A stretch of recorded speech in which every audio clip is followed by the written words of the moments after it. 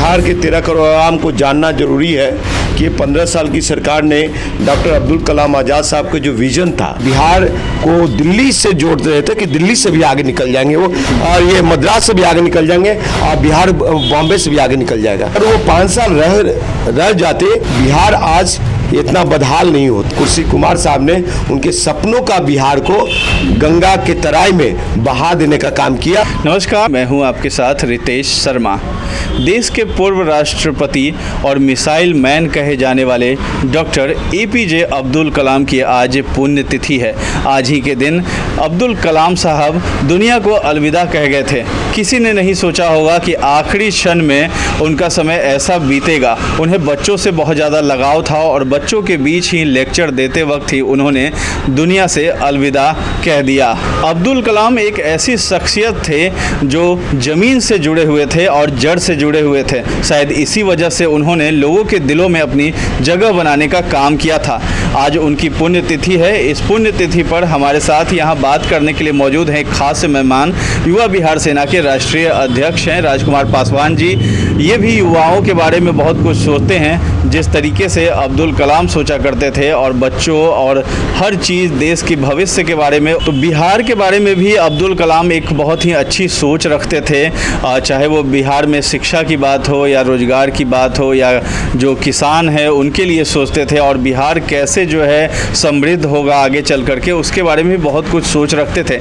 इसी बीच जो है हमारे बीच अभी राजकुमार पासवान जी हैं। हम उन्हीं से जानेंगे कि अब्दुल कलाम साहब जो हैं वो बिहार के संदर्भ में उनकी क्या सोच थी, वो क्या यहाँ पे करना चाहते थे बिहार में कुछ। जी राजकुमार पासवान जी, सबसे पहले स्वागत है। जी नमस्कार जी। तो बताइए कि अब्दुल कलाम साहब जो हैं उनका बिहार के प्रति जो क्या संदर्भ था, क्या सोच रखते थे बिहार के बारे में, कैसे तरक्की करता बिहार। देखिए, सबसे पहले तो डॉक्टर APJ अब्दुल कलाम साहब को ये जो पुण्यतिथि है उन पे भावभीनी श्रद्धांजलि देता हूँ मैं, और सत सत नमन है उनको। आपको बता दें कि अब्दुल कलाम आज़ाद साहब का जो विज़न था देश और बिहार के प्रति, तो लेकिन मैं देश की बात नहीं करूँगा, आज मैं आप लोग से बिहार की बात करूँगा, क्योंकि चुनाव नज़दीक है और बिहार के 13 करोड़ आवाम को जानना जरूरी है कि 15 साल की सरकार ने डॉक्टर अब्दुल कलाम आज़ाद साहब का जो विज़न था, विज़न बुक भी लिखा उन्होंने, ये बहुत सारी किताबें लिखी उन्होंने, तो उसमें कैसा बिहार वो देखते थे, कैसा बिहार बनाना चाहते थे, वो चीज़ें डॉक्टर अब्दुल कलाम आज़ाद साहब ने वो विज़न दिया। उन्होंने एक ऐसा विज़न, इनका बिहार के जो मुख्यमंत्री महोदय हैं, सम्मानीय मुख्यमंत्री नीतीश कुमार जी से बहुत मधुर संबंध था। और वो जब भी बिहार इशू पे, बिहार पे चर्चा के लिए, बिहार को उन्नति मतलब उन्नत के क्षेत्र बनाने के लिए, बिहार को ये विश्व पटल पे पहचान देने के लिए, यहाँ के विकास के लिए जब भी बुलाया, तो वो राष्ट्रपति रहते हुए भी डॉक्टर अब्दुल कलाम आज़ाद साहब समय निकाल करके आते थे और आकर के वो बहुत सारा विज़न दिया उन्होंने, बहुत सारी बात किया उन्होंने, और लेकिन उस विषय पे काम नहीं हुआ। अब किस कारण से नहीं हुआ और क्या सोचते हैं बिहार के मुख्यमंत्री आदरणीय नीतीश कुमार जी, वो उनकी अपनी परसेप्शन है। चलिए, तो शिक्षा मॉडल जो है बिहार में अब्दुल कलाम जी के हिसाब से कैसा होना चाहिए था। देखिए, शिक्षा मॉडल ही नहीं, उन्होंने जब बिहार दौरा पे आए तो सबसे निचोड़ का एक उन्होंने दिया पूरा, PURA पूरा, मतलब कि उसका है providing urban and providing urban amenities for rural areas. ये चीज़ें उन्होंने दिया कि शहर भी मतलब कि शहर की तरह गांव दिखे, गांव का हर एक प्रखंड पंचायत जो है शहर की तरह दिखे, ये मॉडल उन्होंने दिया। रही बात एजुकेशन की, शिक्षा की, शिक्षा व्यवस्था पे उनका ये सोच था कि शिक्षा सिर्फ पढ़ाई तक ही सीमित न रहे कि हम शिक्षित हो गए। बिहार का हर एक बच्चा शिक्षित होने के साथ साथ वो एक ये वैज्ञानिक सोच रखे, वो टेक्निकल हैंड बने, ऐसा उनका सोच था। और वो चाहते थे कि उससे बिहार जो है आधुनिक बिहार बने और विश्व पटल पे बिहार के बच्चे लोग जो परचम लहराते हैं तो 1%, 1.5% ही संख्या ना रहे, वो करीब 80%, 90% संख्या रहे। ऐसा बिहार वो और ऐसा उस शिक्षा की कल्पना करते थे डॉक्टर अब्दुल कलाम आजाद साहब जी। अच्छा, बिहार में हर साल जो है बाढ़ से तबाही मचती है, नेपाल को दोषी ठहराया जाता है, सूखा भी होता है बिहार में ही होता है, बाढ़ भी आती है। उसके बारे में एपीजे अब्दुल कलाम साहब क्या सोच रखते थे, उनके पास क्या विज़न था इससे निपटने के लिए? देखिए, हमने जो जहाँ तक अब्दुल कलाम आज़ाद जी का जो किताबें पढ़े हैं पढ़ा है मैंने, तो बिहार के संदर्भ में नेपाल को जो बाढ़ और सुखाड़ वाला जो एरियाज़ है बिहार का, उत्तरी बिहार का जो बाढ़ और सुखाड़ का एरिया है, उस पर वो वही देखते थे, वही समझा और बिहार सरकार को नीतीश कुमार जी को फाइल बना के दिया कि सुखाड़ और बाढ़ एरिया है तो जिधर पानी नहीं जाता उधर हम लोग एक नहर ले जाएंगे, बड़ा नहर, उसको गांव को महानदी से जोड़ेंगे। ये चीज विजन उन्होंने दिया। अगर वो विजन ही 15 साल में लागू हो गया होता तो आज ये बाढ़ का समस्या नहीं होता। उसके लिए नेपाल दोषी नहीं है, यहाँ के सरकार में बैठे लोग दोषी है, यहाँ का सिस्टम दोषी है। क्योंकि अब्दुल कलाम आजाद साहब के अनुसार यहाँ पे बाढ़ से कभी भी आदमी नहीं मरेगा और नहीं नुकसान होगा, ये सारा विजन था। अच्छा, ये बताइए कि किसानों के लिए एपीजे अब्दुल कलाम की क्या सोच थी और बिहार में जिस तरीके से इंडस्ट्रीज़ की जो कमी है उसके बारे में उनके पास क्या विज़न था, वो क्या उपाय मतलब उनके हिसाब से यहाँ होना चाहिए था? देखिए, उन्होंने किसानों को, जैसे उद्योग क्षेत्र होता है, कल कारखाने होते हैं, तो उसी तरह से किसानी व्यवस्था को औद्योगिकरण में तब्दील करना था। और यहाँ का जो मास लेबर सप्लायर जो है, जो अपने घर परिवार और शहर को छोड़ के और बॉम्बे, पंजाब, हरियाणा सब रोजी रोजगार के खोज में जाते हैं, तो उसके लिए किसानी व्यवस्था एक बड़ा उद्योग का सपना देखा था उन्होंने और कहा था कि अगर ये चीज व्यवस्था यहाँ हो गया और ये चीज करने में सरकार समर्थ रही और सक्षम हो गई, तो अगर सफल हो गई ये सरकार, तो यहाँ पे एक बड़ा क्रांति आ जाएगा किसानी व्यवस्था में। और विश्व पटल पे आपको बता दें कि बिहार को दिल्ली से जोड़ रहे थे कि दिल्ली से भी आगे निकल जाएंगे वो, और ये मद्रास से भी आगे निकल जाएंगे और बिहार बॉम्बे से भी आगे निकल जाएगा, ये चीज़ सोचा था उन्होंने। लोगों के बीच एक डिमांड भी थी, जब राष्ट्रपति थे अब्दुल कलाम साहब, दोबारा जो है मनोनीत किया जाना था राष्ट्रपति के लिए, तो उसमें भी बात आई थी, उनके नाम की भी चर्चा हुई थी, फिर वो पीछे भी हट गए थे। तो आपको क्या लगता है, दोबारा जो है राष्ट्रपति उन्हें बनना चाहिए था? देखिए, यहाँ का जो सिस्टम है ना, वो केंद्रीय सरकार हो, केंद्र की सरकार हो, चाहे बिहार की सरकार हो, एक खास तबके का वोट लेने के लिए लोग एडवांटेज ले लेते हैं, लेकिन मान सम्मान देने की बात आती है तो बैकफुट पे लोग आ जाते हैं। तो पहला जो टर्म रहा डॉक्टर एपीजे अब्दुल कलाम साहब का, राष्ट्रपति का, उसमें वो बहुत सारी तैयारी कर चुके थे।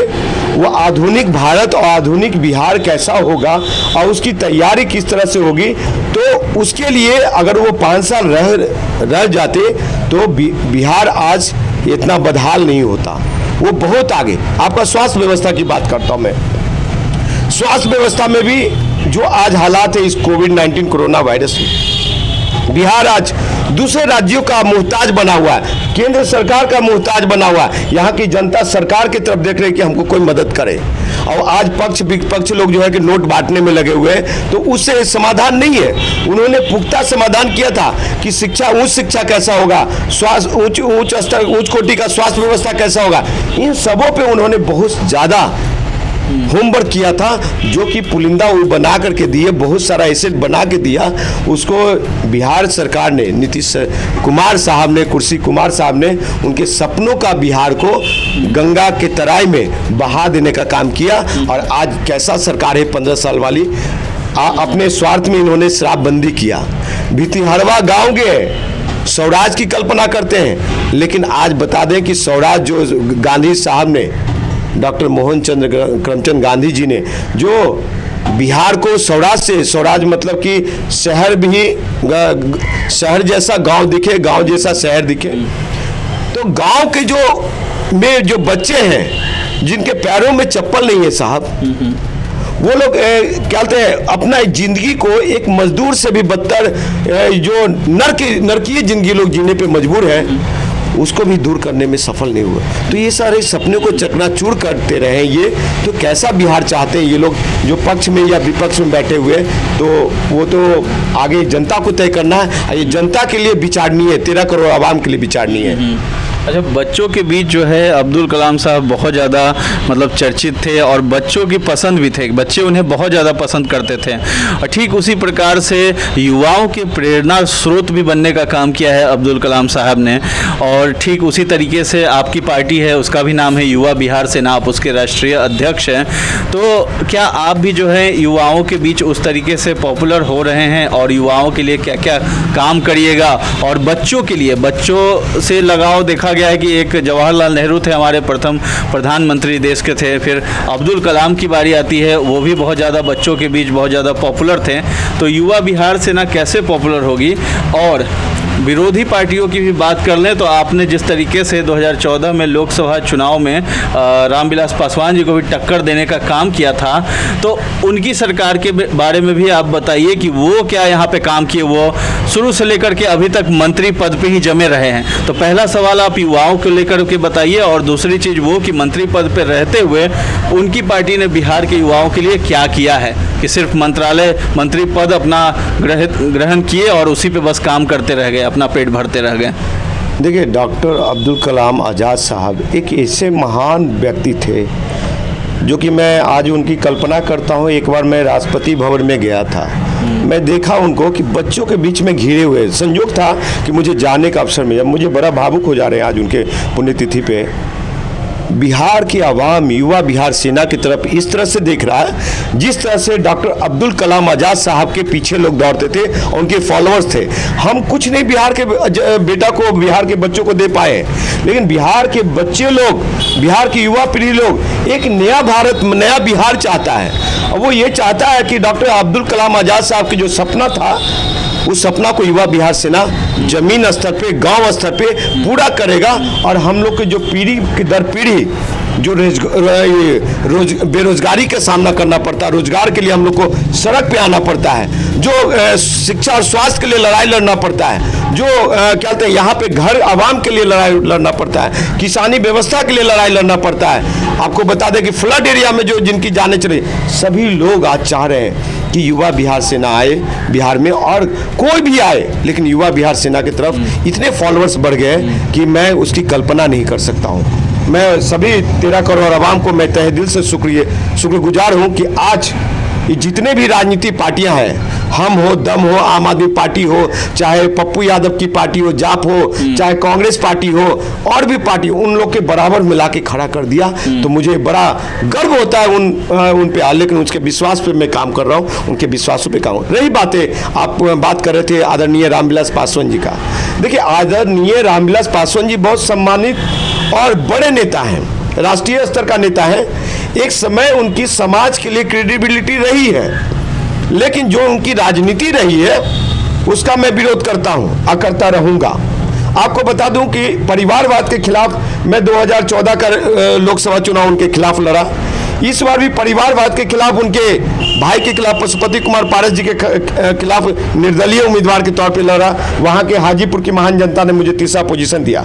रही बात सरकार में भागीदारी और बिहार के लिए क्या दिया, लोक जनशक्ति पार्टी आदरणीय रामविलास पासवान जी ने, आदरणीय रामविलास पासवान जी को पहले ये तय करना चाहिए, और लोजपा सुप्रीमो को पहले ये तय करना चाहिए कि क्या वो परिवारवाद का उद्योग लगाना चाहते हैं कि 13 करोड़ आवाम के लिए उद्योग लगाना चाहते हैं। उनको ये तय करना चाहिए कि शिक्षा मॉडल क्या होगा, क्योंकि इनकी राजनीति यही रहा है कि जिनकी भी सरकार बनी, जिनका भी सरकार सत्ता रहा, उनके साथ अपना सूटकेस उठाया और उनके सरकार में चला गया। ये बड़ा फख्र से कहते हैं कि जिधर रामविलास पासवान जी जाते हैं उनकी सरकार बन जाती है। आपको बता दें, ऐसा नहीं है। ये जो लालू जी के शब्दों में, भाषा में कहा गया कि बहुत बड़े मौसम वैज्ञानिक हैं, तो ये हवा को भाप लेते हैं। जिस तरह से मोदी वेव चलता था, उसी तरह से और लोगों का वेव चला होगा, तो ये हवा को भाप करके या उसमें फिट बैठ जाते हैं, पैर हाथ पकड़ करके।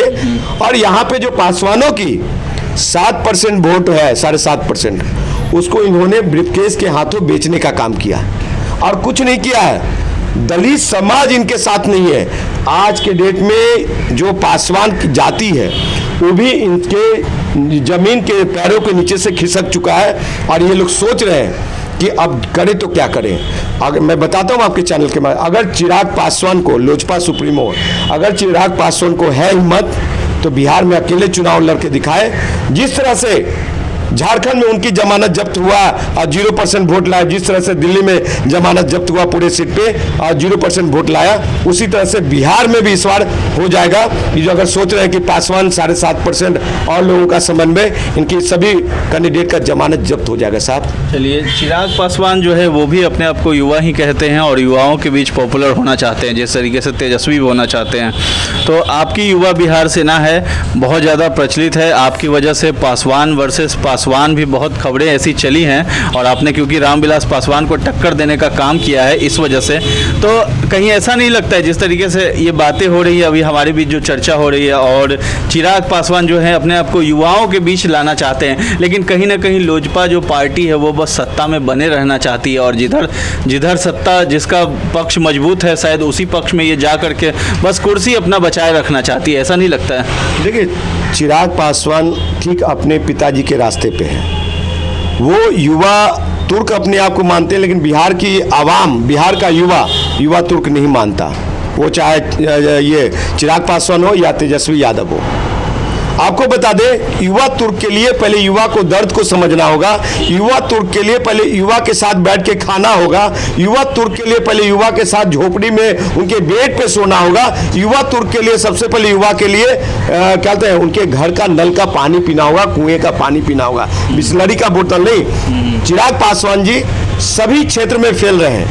वो आदरणीय सम्मानीय देश के प्रधानमंत्री नरेंद्र दामोदर मोदी साहब का आशीर्वाद कहिए, जो कि हाथ पकड़ के जमुई से, और नीतीश कुमार जी का आशीर्वाद, ये बिहार के मुख्यमंत्री नीतीश कुमार जी, आरसीपी सिंह जी भी, ये लोग सब लोगों ने मिलकर के चिराग पासवान को जमुई से सांसद बनाने का काम किया, दूसरा टर्म भी। और ये चाचा को, नीतीश चाचा को बुके जाकर के दिया, पैरों पकड़े, जिसके कारण उन्होंने बेटा समझा और आज बेटा ही आंख दिखाने में लगा हुआ। तो क्या अपने स्वार्थ के लिए आप आंख दिखा रहे हैं? बिहार के आवाम के लिए आंख दिखाइए। आप सरकार पे सवाल उठाते हैं, उसी सरकार के साथ आप 15 साल बिता देते हैं, 10 साल बिता देते हैं साहब। आप कौन सी सारी योजना आप उस गठबंधन में है, तो वो योजना को, उस योजना को आप जनता तक क्यों नहीं पहुंचाते हैं? आप कहते हैं आज कहते हैं कि ये नहीं हुआ, वो नहीं हुआ बिहार में। आपके पिताजी क्या कर रहे हैं? आपके पिताजी सभी सरकारों में केंद्रीय मंत्री रहे। आपका परिवार से चाचा पशुपति कुमार पारस, आरजेडी की, कांग्रेस की सरकार हो, चाहे आपको बता दें ये आरजेडी कांग्रेस की गठबंधन वाली सरकार में ये वन एवं पर्यावरण मंत्री रहे। इस बार के सरकार में एमएलसी बने और उसमें वो रहे ये पशुपालन मंत्री, पशुपति कुमार पारस जी पशुपालन मंत्री रहे। उसके बाद सांसद जीत करके गए। आपको सबसे बड़ी बात इंपॉर्टेंट बता रहा हूँ कि ये लोग कहते हैं कि हम बिहार की सत्ता में कभी नहीं, ये केंद्र से लेकर के बिहार की सत्ता में हमेशा रहे हैं और इनको लोजपा को मिला है अवसर। 2005 में बिहार की आवाम ने, उस समय शायद जनसंख्या था 10 करोड़ या 11 करोड़। आपको बता दें कि उस समय बिहार के आवाम ने 29 सीट के साथ बिहार का चाबी देने का काम किया और ये मुसलमान मुख्यमंत्री माय समीकरण को तोड़ने के लिए डीएम समीकरण बनाया आदरणीय रामविलास पासवान जी, लेकिन उसमें बिल्कुल फेल रहे। किसी मुसलमान को मुख्यमंत्री नहीं, अरे भाई अब्दुल वारिस सिद्दीकी जी को भी अगर आप प्रोजेक्ट करते कि इनको मुख्यमंत्री बनाया जाए, लेकिन वो भी नहीं किया गया साहब। क्या हुआ कि राबड़ी जी मुख्यमंत्री और पशुपति कुमार पारस जी को डिप्टी सीएम बनाने की बात की गई। तब इनका कुछ जो पुराने भीगे हुए नेता थे, नरेंद्र सिंह जैसे लोग और भी बड़े बड़े नेता लोग, तो नरेंद्र बाबू ये लोग सब लोग मिलकर के पार्टी तोड़ करके नीतीश कुमार जी के साथ भाग गए। तो ये हालात रहा है। तो अब गंदी राजनीति कीजिएगा, डट्टी पॉलिटिक्स। रही बात मैं पासवान मेरी टाइटल जरूर है, मैं दलित घराने में जरूर मैं पैदा लिया हूँ, लेकिन मैं सन ऑफ पासवान नहीं हूँ, सन ऑफ बिहार हूँ मैं। और बिहार के लिए मुझे आप लोग प्लीज़ ऐसे बदनाम मत कीजिए, दलित समाज से मुझे मत जोड़िए। मुझे बिहार के 13 करोड़ आवाम के बेटा के रूप में देखिए, तभी हम विकास कर पाएंगे। जैसे ही हम दलित और पिछड़ा की बात करने लगेंगे, अग्रिम पिछड़ा की, क्योंकि आज तक राजनीति कहीं न कहीं अग्रणी पिछड़े की राजनीति में सीमित है, जातीय में गठबंधन लठबंधन में सीमित है, जिसलिए बिहार का विकास नहीं हो पाया है। हम बिहार के 13 करोड़ आवाम को इतना जरूर कहूँगा कि आप युवा बिहार सेना पे विश्वास कीजिए, कि ये इस बेटा पे विश्वास कीजिए, आपको वो बिहार बना के देंगे कि वो आप कल्पना नहीं कर सकते। आपके जो युवा कल का जो भविष्य है उसको बाहर, दिल्ली से बाहर रोजी रोजगार के लिए, शिक्षा दीक्षा के लिए, स्वास्थ्य व्यवस्था के लिए नहीं जाने देंगे, नहीं जाने देंगे। अब्दुल कलाम के जो योगदान है उसको भी यहाँ याद रखने का काम करेंगे और विज़न को आगे बढ़ाने का काम करेंगे। देखिए, जो हमने किताब से पढ़ा है, डॉक्टर APJ अब्दुल कलाम जी के आज इस पुण्यतिथि पे इनके आज श्रद्धांजलि देते हुए आज मैं कसम खाता हूँ आपके चैनल के माध्यम से कि इनके विजन को, नेपाल की बाढ़ सुखाड़ की समस्या को, उच्च शिक्षा की समस्या को, स्वास्थ्य व्यवस्था की समस्या को और बेरोजगारी की समस्या को मैं नहीं निपटाऊंगा ना, तो अपने आप को, ये गंगा है, गंगा बैतरणी में अपने आप को समाधि ले लेंगे। इससे ज़्यादा हम विश्वास बिहार के आवाम को नहीं दिला सकते। जी बहुत बहुत धन्यवाद आपका। जी।